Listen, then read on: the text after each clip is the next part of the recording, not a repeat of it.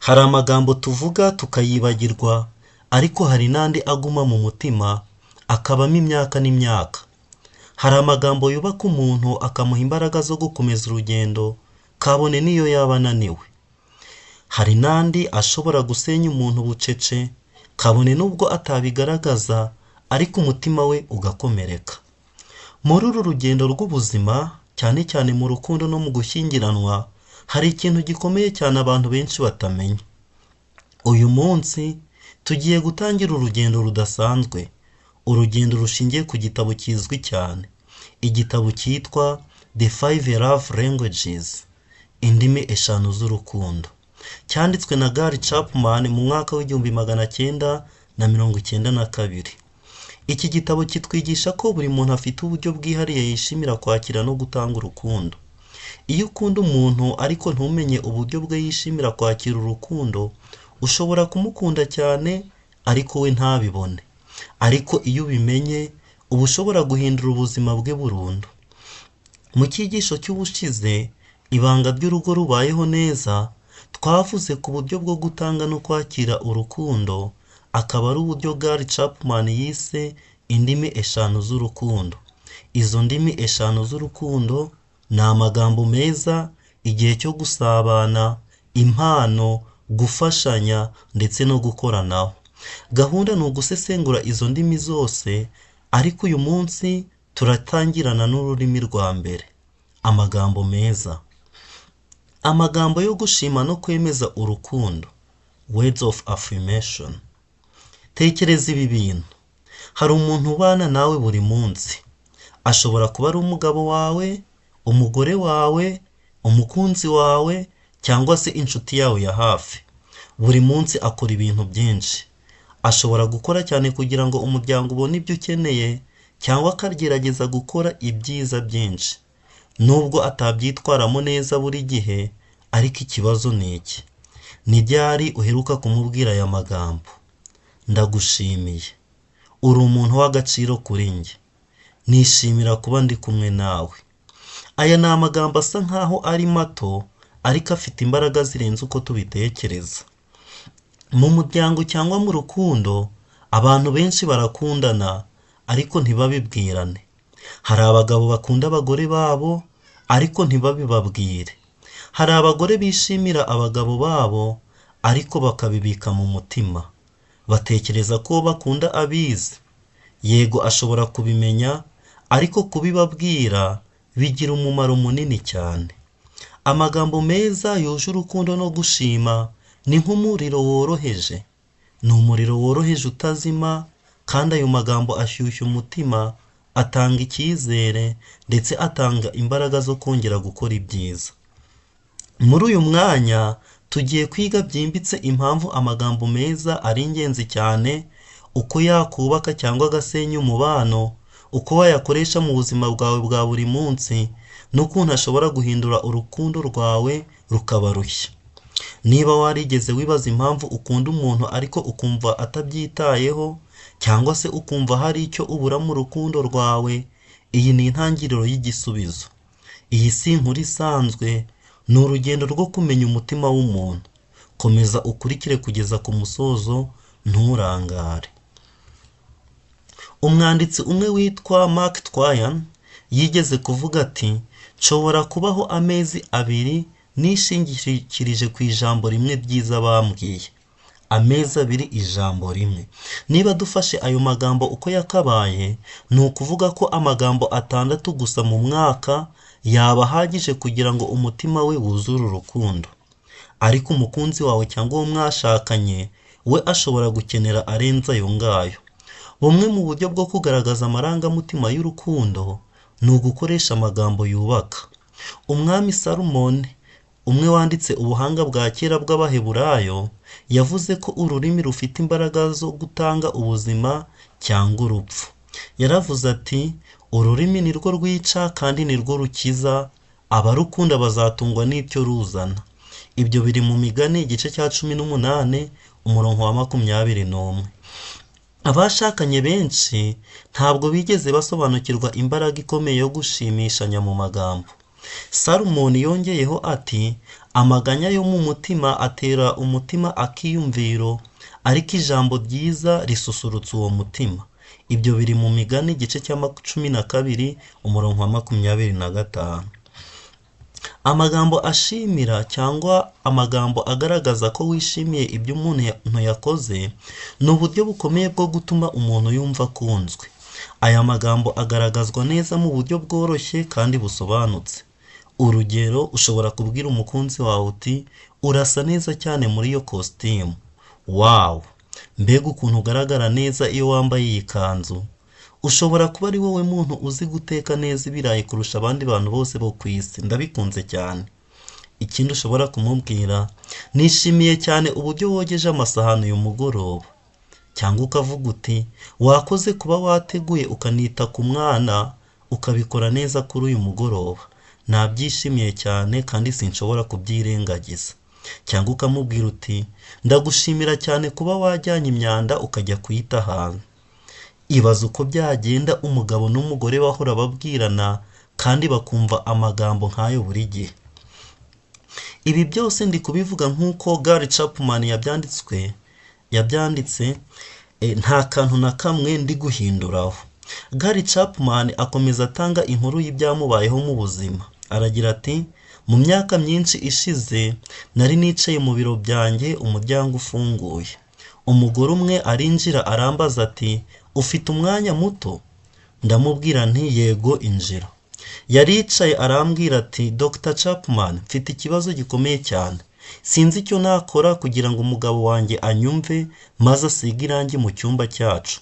Maze amezi 9 mbimusaba, ntacyo ntakoze, ariko byaranze. Mu bitekerezo byanjye numvaga nahita musubiza nti wayobye kuko sindi umusizi w'amarangi. Ariko ndamubwira nti mbwira neza ikibazo. Aravuga ati, reka nguhe urugero rwiza rw'ibyabaye kuwa gatandatu ushize. Haramutse hari ikirere kimeze neza cyane, ariko umugabo wanjye umunsi wose yawumaze yoza imodoka ari no kwisiga amavuta arinda umugezi. Ndamubaza nti wabyitwayemo ute? Aransubiza ati, nagiye hanze. Ndamubwira nti Bob, sinumva uko utekereza. Uyu munsi wari umunsi mwiza wo gusiga irangi mu cyumba cyacu, ariko wigiriye mu byo koza imodoka. Ndamubaza nti ukimara kumubwira icyo se yasize irangi? Ati oya, ubu sinzi icyo nakora. Ndamubaza nti ese imodoka zisukuye urazikunda? Aransubiza ati ndazikunda, ariko nshaka ko icyumba gisigwa irangi. Ndamubaza nti ese azi ko ushaka ko gisigwa? Ati arabizi, maze amezi 9 mbimubwira. Ndamusubiza nti ese hari ibintu byiza ajya akora? Arambaza ati nk'ibihe? Nanjye ndamubwira nti nko kujya guta imyanda, gushyira lisansi mu modoka, kwishyura umuriro cyangwa kwita ku bindi. Ati yego, hari ibyo akora. Maze nanjye muha inama. Naramubwiye nti inama ya mbere nguha, ntuzongere kuvuga iby'irangi ukundi. Musubiriramo nti ntuzongere na rimwe. Icya kabiri ndamubwira nti igihe cyose akoze ikintu cyiza ujye umushimira mu magambo. Niba ajyanye imyanda umubwire uti ndabigushimira cyane. Niba yishyuye fagitire umubwire uti ndabigushimira cyane.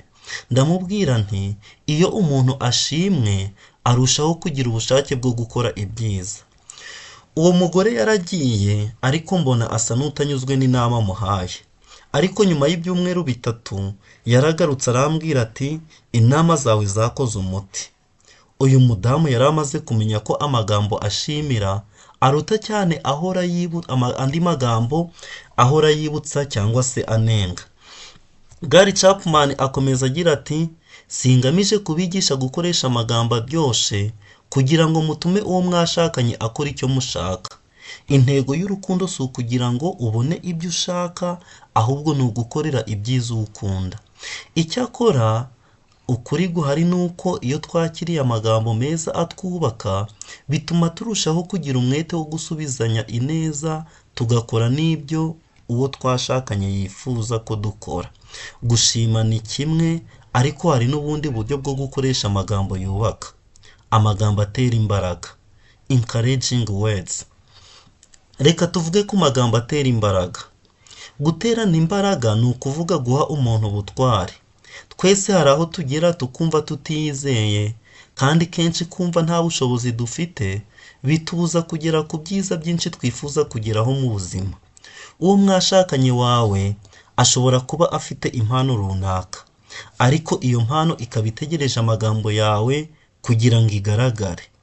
Chapman atanga inkuru ya Alison, umugore wa Keith. Alison yakundaga kwandika kuva kera. Ari hafi gusoza amasomo ye ya kaminuza, yafashe amasomo make ajyanye n'itangazamakuru.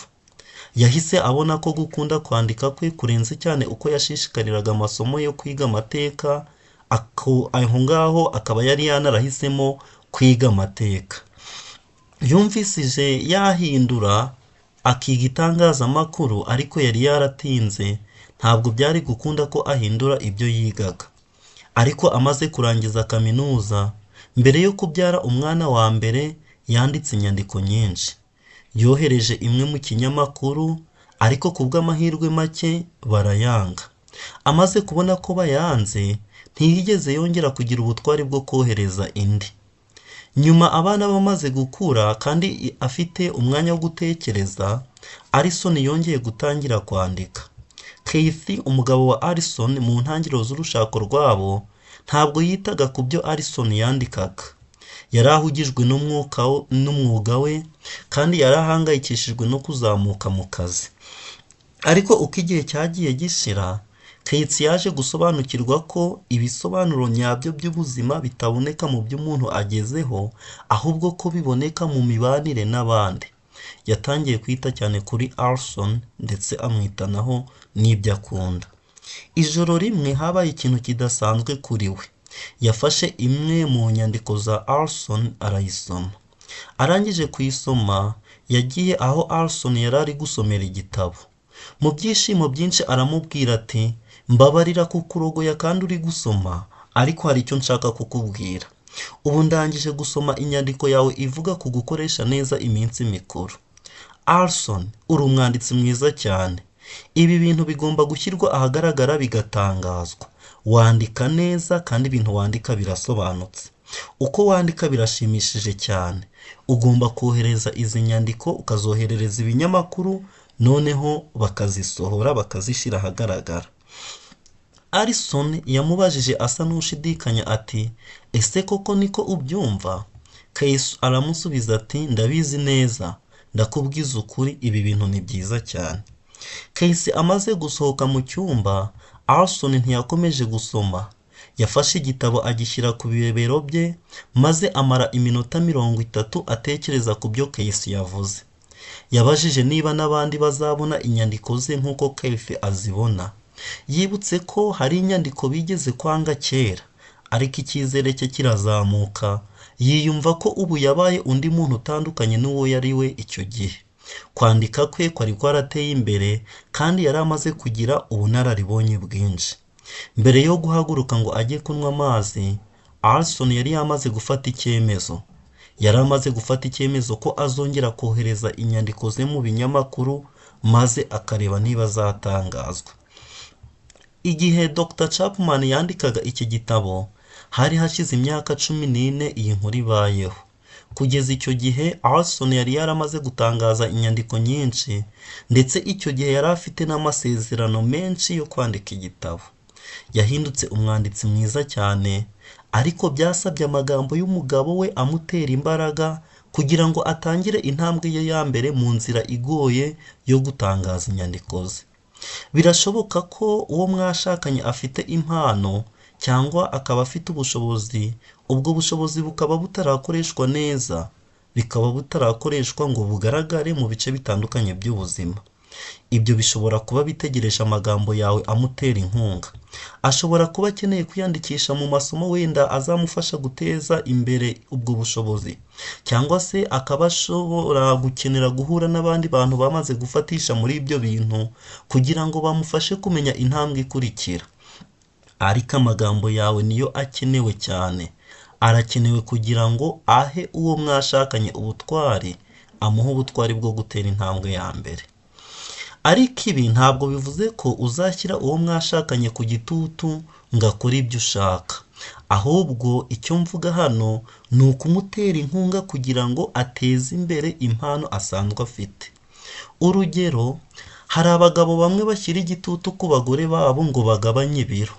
Umugabo akavuga ati ndimo kumutera inkunga, ariko umugore we abyumva nk'aho uri kumucira urubanza. Umuntu ashobora guterwa inkunga yo kugabanya ibiro gusa igihe abyifuza we ubwe. Iyo atarabigira icyifuzo, amagambo umubwira ayafata nk'aho uri kumucira urubanza cyangwa se akamutera kwiyumva nabi. Icyo gihe amagambo yawe ntabwo aba agaragaza urukundo, ahubwo agaragara nk'aho uri kumwanga mu buryo bw'ibanga. Ariko niba uwo mwashakanye avuze ati ndumva nshaka kwiyandikisha muri gahunda yo kugabanya ibiro muri uyu mwaka, icyo gihe uba ubonye amahirwe yo kumutera inkunga. Abenshi muri twe dufite ubushobozi burenze ubwo tugaragaza.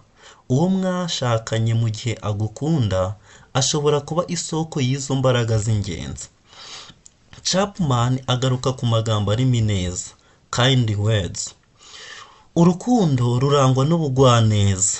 Niba rero dushaka kugaragaza urukundo binyuze mu magambo, tugomba gukoresha amagambo meza. Icyakora si amagambo gusa, ahubwo n'uburyo tuyavuga tugomba kubwitondera. Interuro imwe ishobora kugira ibisobanuro bibiri bitewe n'ijwi uyivugamo. Urugero, uvuze ijambo ukavuga uti ndagukunda. Ibi biba bivuzwe mu bugwaneza no mu rukundo, maze bigatanga ituze n'umutekano. Ariko iyi nteruro uyihindure, ushyire akabazo inyuma maze uvuga uti ndagukunda, hano ijwi rirahindutse. Ibisobanuro nabyo bihita bihinduka. Akenshi abantu iyo bari duteze amatwi ntabwo bumva amagambo gusa, ahubwo banumva ijwi tubivuganye. Hari igihe amagambo yacu aba meza ariko ijwi rikaba ribi. Urugero, ubwiye umuntu uti uyu munsi nishimiye koza amasahani. Iyo bivuzwe n'ijwi ririmo uburakari ntabwo bigaragara nk'urukundo. Ariko nanone umuntu ashobora kugaragaza ububabare, umujinya cyangwa intimba, ariko akabikora mu bugwaneza. Ashobora kuvuga ati ndumva mbabaye kuko utamfashije uyu mugoroba. Ibi bivuzwe neza bihita bigaragaza urukundo, kuko bihita bigaragara yuko ushaka kumvwa. Biba bigaragaza yuko ushaka kwegera uwo mwashakanye, bikanagaragaza ko ushaka gukira umubabaro wagize. Iyo uwo mwashakanye arakaye cyangwa ababaye, urukundo nyarwo ntabwo rusubizanya uburakari, ahubwo rusubiza mu bugwaneza. Hari umugani wa kera uvuga ngo gusubizanya ineza bihosha uburakari. Iyo mugenzi wawe arakaye, umuntu ufite urukundo yumva mbere yo gusubiza. Yishyira mu mwanya we akagerageza kumva impamvu ameze atyo. Niba wamukoshereje, wemera amakosa ugasaba imbabazi. Niba hari ibitumvikana, ubisobanura mu bugwaneza. Intego ntabwo aba ari ugutsinda impaka, ahubwo biba ari ugusa n'umutima. Ibyo nibyo bita urukundo rukuze. Ikindi kintu Chapman agarukaho ni imbabazi. Chapman avuga ko imbabazi ari urufunguzo rw'urukundo. Urukundo ntirubika inzika, ntirusubira mu byabaye kera ngo rubyifashishe mu kubabaza. Muri iyi si nta muntu n'umwe utunganye, twese dukora amakosa. Rero icyo dushobora gukora ni ukwemera amakosa, tugasaba imbabazi, ndetse tukanafata icyemezo cyo guhinduka. Ariko iyo habayeho gutanga imbabazi, umubano ugenda neza. Ariko nyamara iyo hatabayeho gutanga imbabazi, umubano urangirika. Iyo duhisemo kwihorera, tuba twiyise abacamanza. Ariko iyo duhisemo kubabarira, urukundo rurongera rukamera neza. Imbabazi ni inzira y'urukundo. Hari abantu benshi bangiriza umubano w'uyu munsi bitewe no kugarura ibikomere by'ahahise. Ugasanga umuntu aravuze ati sinzabyibagirwa, warambabaje cyane, sinzi nimba nzakubabarira. Ayo si amagambo y'urukundo, ni amagambo y'inzika. Ukuri guhari ni uko ibyabaye nibyo ntabwo byavaho, ariko nanone ushobora kubyakira nk'aho ari amateka. Dushobora guhitamo kubaho uyu munsi, tukabaho tutagengwa n'ibikomere by'ahahise. Kubabarira si uko wiyumva, ahubwo ni icyemezo ufata. Kubabarira ni ukuvuga uti ndagukunda, nkwitayeho, nahisemo kukubabarira. Nubwo igikomere cyaba kigihari, ntukemere ko gikomeza kugenda kigaruka hagati yanyu. Ukabwira mugenzi wawe uti ntabwo uri umunyamakosa kubera ikosa wakoze, uri uwo nakunze kandi tuzakomezanya uru rugendo turi kumwe. Ikindi kintu Chapman agarukaho ni amagambo yicisha bugufi, humble words. Mu rukundo nyakuri, amagambo tuvuga agira imbaraga kurusha uko tubitekereza. Urukundo ntirutegeka, ahubwo rurasaba. Iyo umuntu ategetse uwo bashakanye, aba ahinduye ishusho y'urukundo. Iyo ubwiye uwo mwashakanye uri kumutegeka, ntabwo uba ugihagaze mu mwanya wo kuba umukunzi we, ahubwo uba wigize nk'umubyeyi we. Icyo gihe birumvikana ko uwo mwashakanye uba umufashe nk'umwana wawe. Ariko mu by'ukuri ntabwo ariko bigomba kugenda. Abashakanye bombi ni abantu bakuze bangana, ni abafatanyabikorwa mu rugendo rw'ubuzima, nta n'umwe uruta undi. Kugira ngo urukundo rwiyubake bisaba kumenya ibyifuzo by'umuntu mukundana, kumva icyo umutima we wifuza no kumenya uburyo bwo kumwereka ko umwitayeho. Ibyo ngibyo ni ingirakamaro. Ariko uburyo tuvugamo ibyo twifuza nibwo bugena byose. Iyo tubivuze nk'itegeko, dusenya inzira y'ubusabane no kwiyumvanamo. Tuba dushyiraho intera idutandukanya hagati yacu, aho kubaka ubucuti bwimbitse. Ariko iyo tubivuze nk'icyifuzo gisanzwe, tuba turimo kuyobora urukundo, ntituba turushyiraho igitutu. Tekereza umugabo uvuga uti urabona umwanya wo gukora ya juice kugira ngo tuyinywe ko nyikunda cyane. Aho ntabwo ari itegeko, ni ubutumwa bwuje urukundo, ubutumwa buri kwereka umugore we uko yamushimisha. Ariko hari n'undi uvuga uti hashize igihe kinini tutanywa ya juice, ndumva ntazongera kuyinywa vuba. Aha hose urukundo ruri kuvuga ni amagambo yuzuye kwinuba, ni amagambo yambura uwo bayabwira agaciro. Ni nako k'umugore iyo avuze ati muri weekend uzabona umwanya wo gusukura imiyoboro y'amazi, hano abatanga icyifuzo, atanga amahirwe yo kugaragaza urukundo.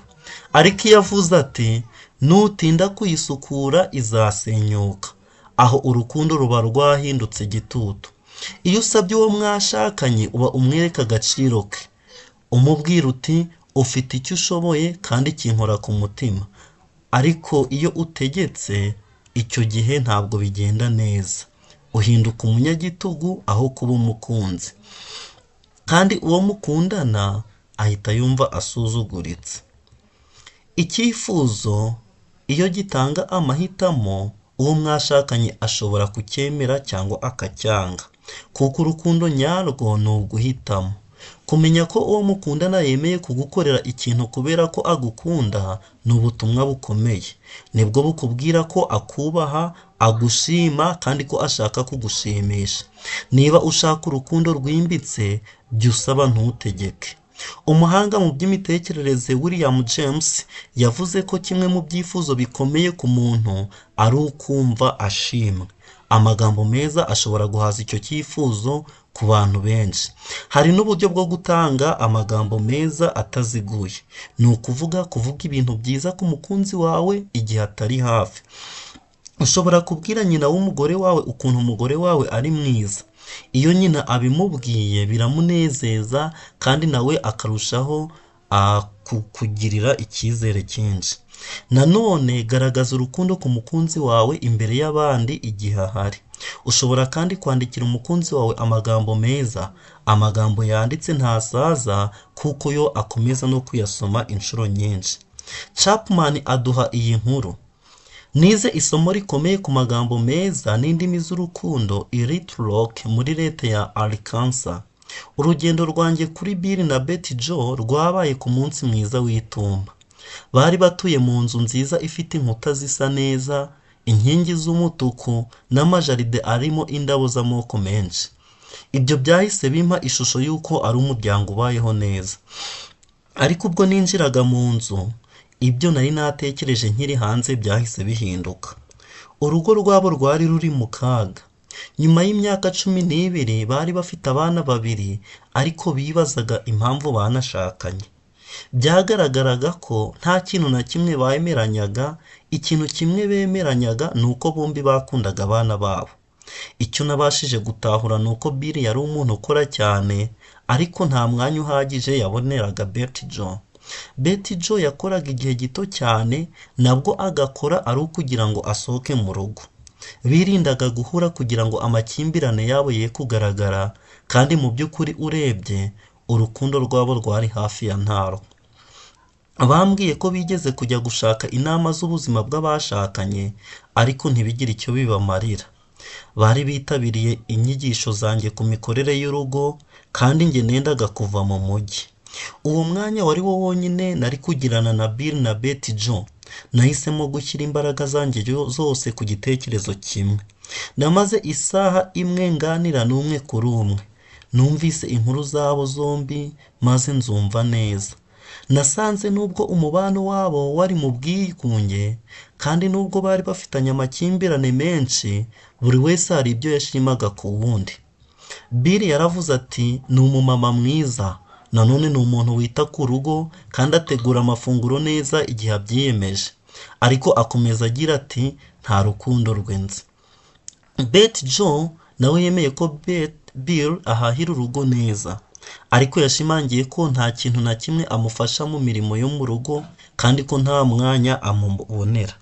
Yavuze ko bafite ibintu byinshi byiza ariko nta buryohe bwabyo yumva. Nafashe umwanzuro wo kubaha inama, buri wese muha inama ukwe. Nababwiye ko buri wese afite urufunguzo rwo guhindura imimerere y'urukundo mu rugo. Urufunguzo ni ukugaragariza mugenzi we amagambo meza ku bintu akunda ku wundi kandi noneho akajya yirengagiza ibyo atishimira. Twasuzumye ibyo buri wese yavuze byiza ku mukunzi we maze tubafasha kwandika urutonde rwabyo. Twakoze urutonde rushimangira ibyiza bishoboka byose. Urutonde rwa Betty Jo rwari rumeze gutya: umugabo wanjye Bill ntiyigeze asiba ku kazi n'umunsi n'umwe mu myaka 12. Yaritanga mu kazi ke ka buri munsi. Yazamuwe mu ntera inshuro nyinshi. Ahora atekereza uburyo bwo kongera umusaruro mu kazi. Yishyura amafaranga y'inzu buri kwezi. Yishyura amafaranga y'amashanyarazi, gaze, amazi n'ibindi. Mu myaka 3 ishize yaguze imodoka yo kujyana gutembera. Atunganya ubusitani cyangwa se akishyura umuntu wo kubikora mu gihe cy'impeshyi. Atanga amafaranga ahagije y'ibyo kurya ndetse n'ay'imyambaro.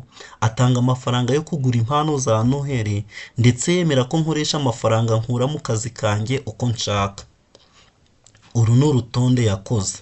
Ukurikije ibi bintu tuvuze, hari umugore ushobora kubyumva agahita yifuza agatekereza ati uwo mugabo wamunyihera. Reka dukomeze. Urutonde rwa Bill rwari rumeze rutya: umugore wanjye Betty Jo asasa uburiri neza buri munsi.